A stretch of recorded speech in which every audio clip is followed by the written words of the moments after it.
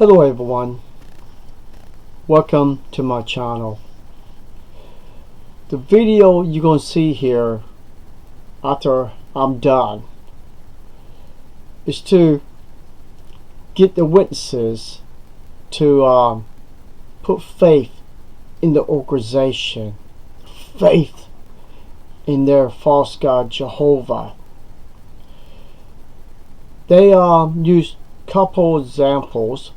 One about going on a boat or cruise and the ship is about ready to sink. Don't be like the world, worry about your valuables and your room on this boat. Worry about getting off the boat. And the other one, talk about two different people having same roof problem, two different houses. So the husband and the wife were screaming at each other because the roof was leaking, but the neighbors was having fun in the house while it was raining in the house. Because in this corrupted talk, it was given hope for Jehovah Witnesses that if your faith is so strong, basically in Jehovah's organization, there's nothing you have to worry about. Because Jehovah is going to put you on a beautiful paradise, a beautiful home. So don't worry about if your home, everything you have is going to fall apart through the wickedness of the world, because you're going to make it into the new world, the new paradise. But people, what have we learned by examining our religion? That everything that we've been taught, everything that we learn, it's just a fantasy religion with fantasy paradise, false hope, promises given by those 7 men who claim they are inspired by God. And none of those 7 men cares about the lives of these Jehovah Witnesses, the lives of the innocent children, so they can have a future with the parents without the fear getting molested by elders, fear they don't have to make choices. Should I die or should I live when it comes to blood transfusion? People, this video, I hope you will determine for yourself how corrupt this information that comes out of this man's mouth is, to put false hopes into this religion that those witnesses are setting in that kingdom hall. Listen to this talk. Leave your comments. Tell me what you think of it. Thank you. Y'all have a wonderful day. Face similar anxieties in their day. Now some would say, well, that ancient world wasn't like our day. Well, think about how Genesis chapter 6 describes it. It describes the earth as being full of violence. Does that sound like today?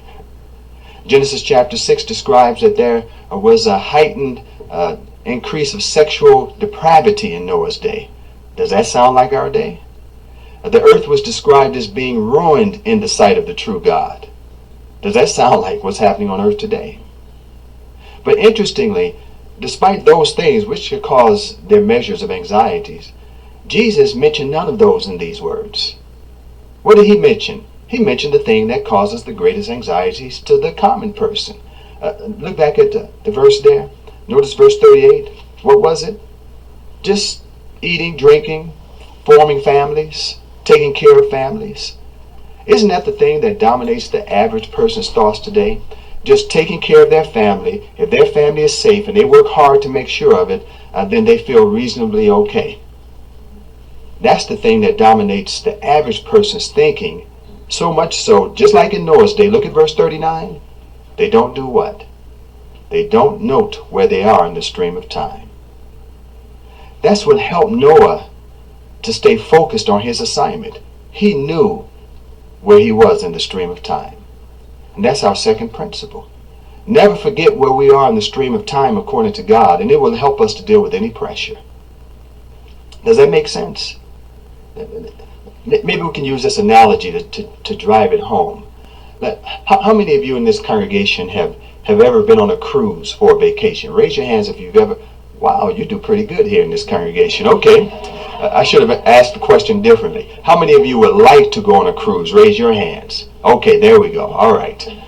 Let's say somehow you have gotten the money together to go on the best cruise out there. The brand new mega ship with all the amenities. And you have the best suite on this ship. It has 2 bedrooms. Each bedroom has its own bath with a jacuzzi. You have flat screen TVs in both bedrooms and in your main living area. You have your own private veranda, balcony. It's got 1,500 square feet. Oh yes, it's nice. And we'll add this to it. You're sailing on this cruise in the middle of August here in Florida, but your cruise is out of the crystal blue waters of the Alaskan Bay. So you're feeling refreshed, the invigorating refreshment of the air. And the ship is sailing out into the bay there, and you're overlooking the glacial blue waters. And then your butler comes to take you to your room. Oh yes, you have a butler. And he says, follow me. And so you follow him to the elevators, and you get on, and I can see in your faces you're feeling pretty good right now. And as the doors to the elevator closes, he presses the button B.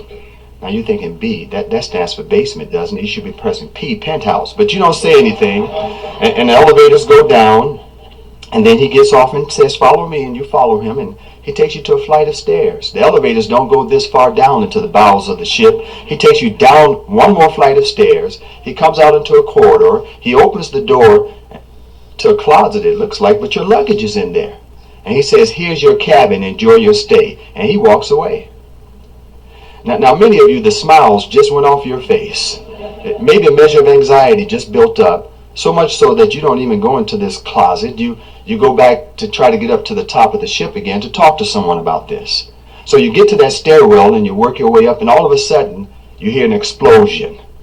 And the whole ship lurches, throws you against the wall in the corridor. And you start hearing alarms blaring. And over the loudspeaker you hear the captain's voice say, get to the lifeboats, the ship is sinking. Now what are you going to do? Are you going to say, any minute, Captain, but first I have to talk to someone about this room because I paid for something better than this and I want them to correct it. Is that what you're going to do? No, you don't want a room, you want off now. Think about where we are in the stream of time. Haven't we seen fulfillment of prophecies that have rocked this system of things? We see humans staggering from one disaster and problem to another, off balance. And clearly we see the alarms, even on the earth itself, that something is wrong. And the message through the good news of the kingdom, we hear Jehovah's voice saying to all humans who would listen, get to the safety of my organization. This system is going down. But have we forgotten where we are in the stream of time, and we're still worried about a room in this system, as it were? Great anxiety over something that's about to go down with this system anyway. Have we forgotten where we are in the stream of time?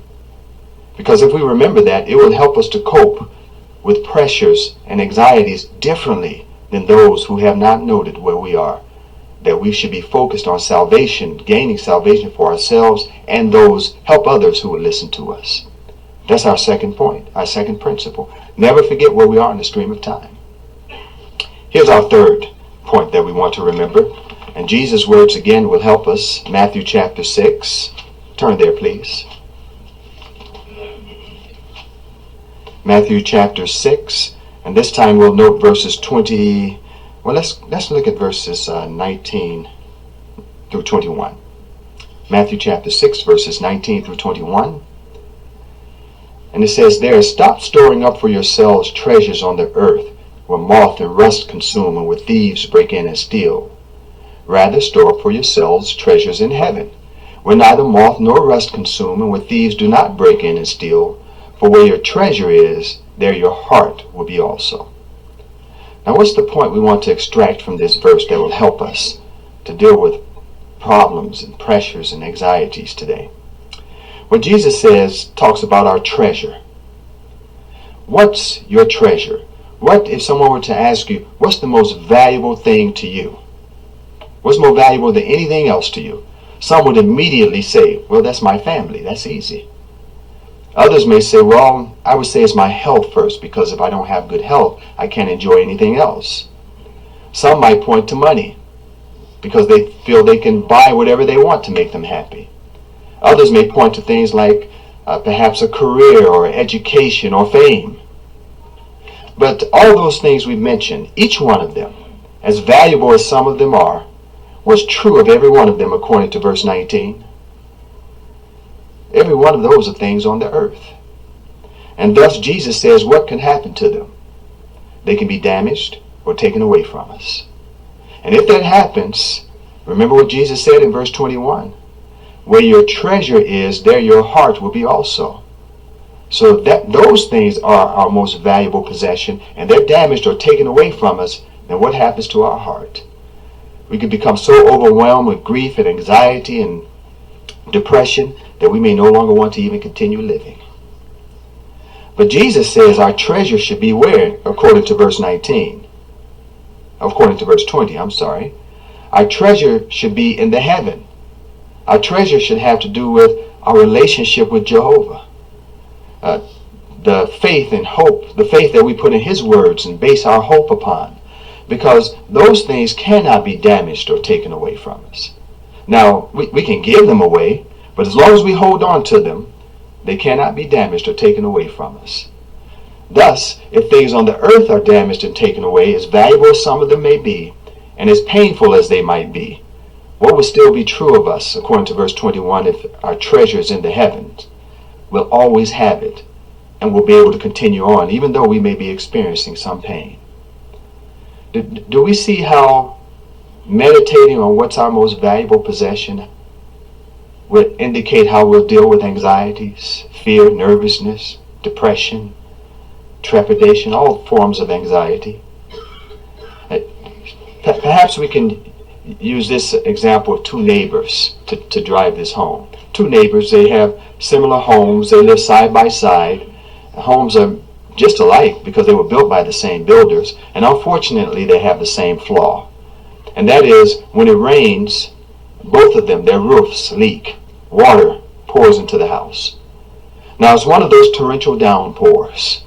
And this house here, the wife is looking up where she knows the water is going to come in, and she sees water starting to pool and then drip and then trickle and then run into the home, and you can see the stress on her face right away, and the stress pushes her to yell at her husband, I told you to get this roof fixed, and now this water is going to pour in here again, and it took me months to get that terrible smell out of here the last time everything got wet. And now the husband, his anxiety level rises, and he yells back at his wife, I told you, I'm trying to get it fixed. I'm doing the best I can. Even the kids are yelling at Dad. Dad, the PlayStation is getting wet. The dog's running around in circles. Everyone's upset in this house because the water's just pouring through the roof.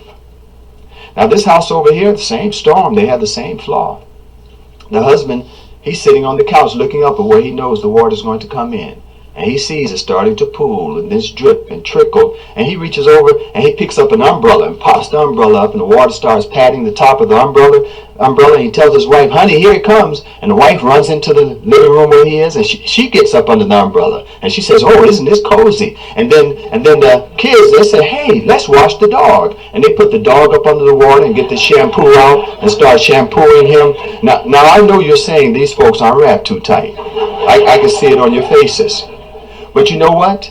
They just sold and closed on this home last week. They're moving into a new one next week. They say, let it rain. Doesn't that describe our situation? Hasn't Jehovah, through the blood of his Son, already purchased a perfect future for us? And we're getting ready to move into it soon. Now, true, life's problems may be raining down on us right now. We may be getting a little wet right now. But do we view that differently than the person who this is their treasure? Where's our treasure? When asked that question, what's the most valuable thing to you? What's the first thing that popped into our heads? Maybe we may need to re-examine where our treasures are. Interestingly, in God's Word, Jehovah gives us something that if we do this, it will help us to automatically apply the first three principles we just talked about. Look at the activity at 1 Corinthians, the 15th chapter. 1 Corinthians chapter 15.